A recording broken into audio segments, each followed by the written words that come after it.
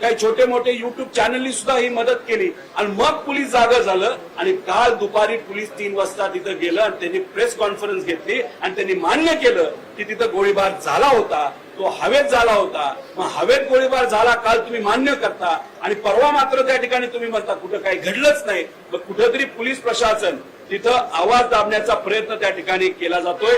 महिलेला नाव मी घेत नाही, पण तिला चक्कर आली, ती चक्कर येऊन पडली असं कुठेतरी म्हणलं जातं. खरंच चक्कर येऊन पडली का काय घडलं हे शहानिशा करण्याची तिथं जरूरत आहे. त्याच्याच बरोबर वरचं जे फॉल सिलिंग आहे ते तोडण्यात आलेलं आहे. म्हणजे कुठेतरी गोळी वर मारली आणि गोळी वर मारल्यामुळे फॉल सिलिंगला गोळी लागली होती. तपास करत असताना वर काहीच दिसू नये म्हणून कदाचित फॉल सिलिंग सुद्धा तोडण्यात आले असं आम्हाला कळतंय.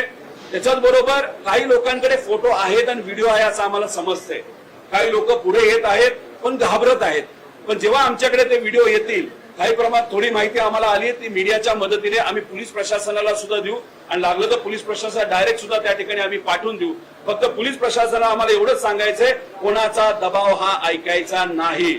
नाहीतर सामान्य लोकांच्या वतीने आम्हाला एवढंच बोलावं लागेल, आवाज खाली. याच पद्धतीची भूमिका त्या ठिकाणी आम्हाला घ्यावी.